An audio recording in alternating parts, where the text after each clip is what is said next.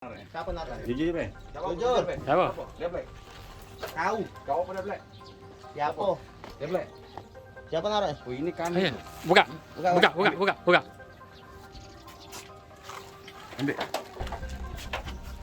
Ambil ini buka. Buka. Kau nyimpennya kau. Ambil. Ambil tuh. Ambil. Ambil.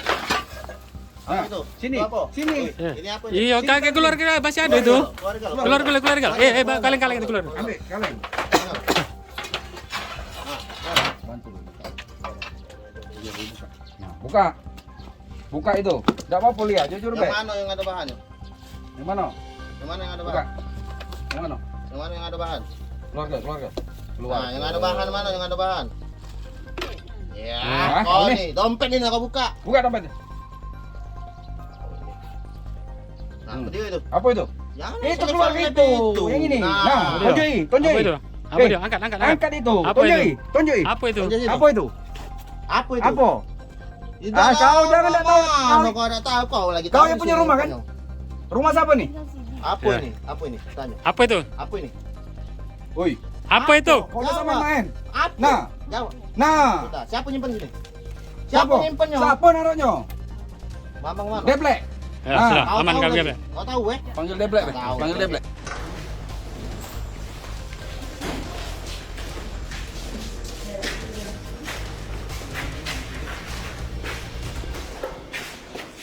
Rekan-rekan sekalian, jadi pada siang ini kita merilis pengungkapan kasus narkoba dengan TKP itu di Lorong Sukarame, Kelurahan Sungai Selayur, Kecamatan Kalidoni. Jadi ini hasil dari informasi masyarakat dari 3 hari yang lalu sudah kita laksanakan penahanan untuk 4 TSK ini. Jadi TSK ini adalah satu keluarga besar, ya satu keluarga besar yang memang sehari-hari itu berprofesi sebagai menjual sabu, ya, bisnis sabu, tapi ada juga yang berprofesi sebagai perawat. Jadi bisa kami sampaikan bahwasanya untuk bisnis ini dijalankan CIDA. Ya, CIDA ini adalah residivis dengan tahanan narkoba sudah 2 kali, berarti dengan ini adalah sudah 3 kali. Kemudian CIDA ini mempunyai seorang saudara namanya Mat Arif alias Ketlek. Peran Mat Arif ini alias Ketlek ini adalah dia membagikan sabu ini setiap ada 1 ons, dia yang membagi, yang harga sabu ini kurang lebih setiap habis itu 65 juta. Kemudian dari Mat Ketlek ini keponakannya disimpan di rumahnya atas nama Mat Lia atas Lia. Ya, Lia ini mendapat upah setiap hari itu 100.000. Gitu ya. Sabu ini disimpan di atas genteng rumah, di atas genteng rumah di lantai 2. Kemudian untuk bisnis sehari-harinya itu untuk transfer dana itu dikendalikan dan ditransfer oleh saudara Debbie Destiana. Ya, Debbie Destiana ini sehari-hari berprofesi sebagai perawat di rumah sakit, salah satu rumah sakit di Palembang.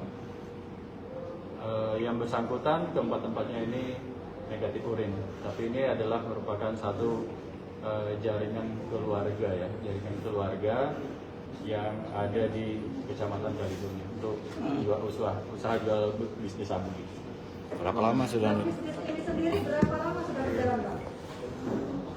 Sudah lama ya, karena dia ini Cihida ini sudah residivis, sudah 2 kali masuk penjara. Jadi Cihida ini tidak kapok-kapoknya untuk berbisnis sabu.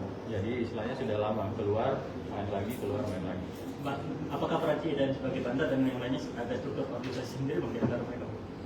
Kalau mereka ini ya itu yang saya bilangin sampaikan tadi itu punya peran masing-masing, tapi mereka ini punya hubungan keluarga, ya, dari anak, keponakan, om, seperti itu.